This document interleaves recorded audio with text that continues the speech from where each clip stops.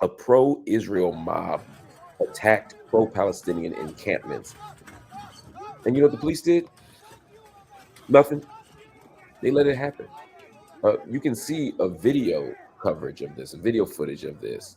You see the encampment there. You see the students protest. It looks very similar to many of the other encampments. Um, and then you see people come in, mobs come in. Let's be honest. We see a mob come in, and you see a Zionist come in and drag a man out and beat him as he stands in front of the encampment. This is brutal. Look at this. You're literally watching a mob scene here where a pro-Palestinian student is getting beaten and dragged, getting beaten and dragged. There's also footage that catches fireworks being thrown into the encampment. You know what it's like when you're in a crowd of people and it's dark and it's packed and someone drops a firework, some kind of explosive. It sounds like a bomb. It sounds like a gunshot. It sounds like you might die. So what they're trying to do, in addition to physically beating people inside of the encampments, rushing into the encampment, look at this. This is mob behavior. This is awful. This is violent. This is terrifying. But here's the thing. The police were there.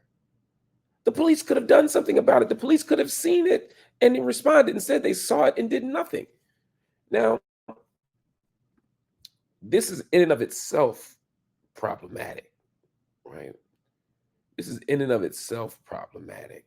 Somebody wrote in refugee and said, that's what happens in the occupied West Bank. That's exactly right. I can't tell you how many times I've been in the West Bank or been in Jerusalem and watched settlers do that very thing, where they go into Palestinian villages or they stand on the gate of a Palestinian village, especially in East Jerusalem, and they antagonize and they bait and they goad the Palestinians. But in this case, they did more than that.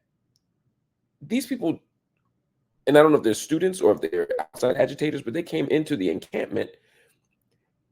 Do you see these fireworks? Do you see these fireworks?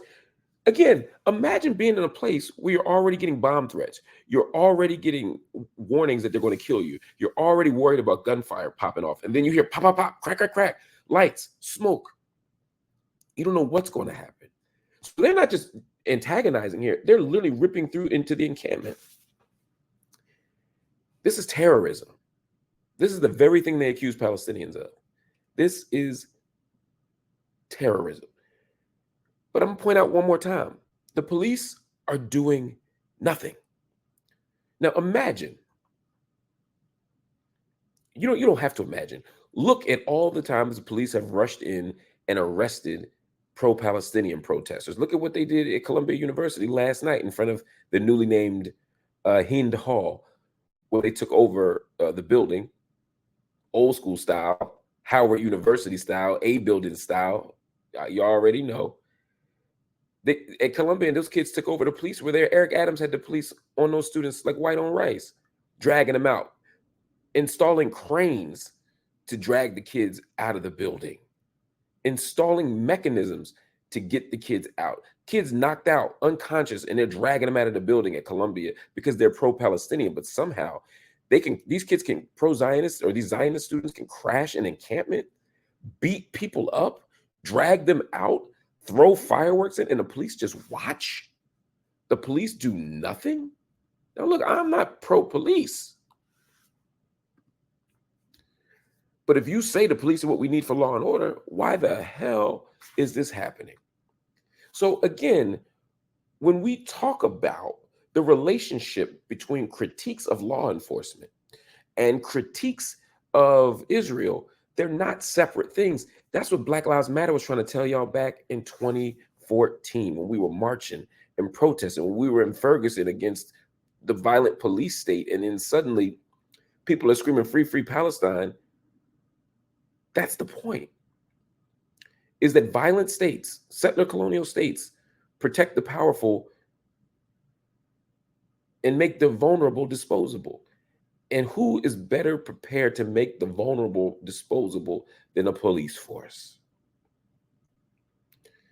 And the fact that you're in LA, that just makes it easier because the LAPD been protecting the powerful forever, and they've been beating up on the vulnerable since there's been a LAPD.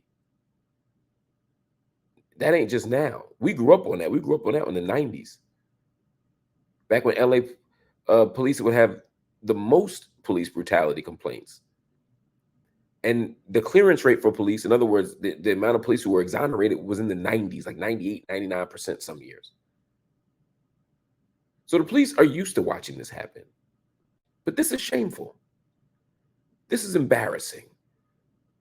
If you believe in arresting Palestinian students and pro-Palestinian students, then how the hell are you not arresting pro-Israeli and pro-Zionist students who are literally forming mobs and beating up kids?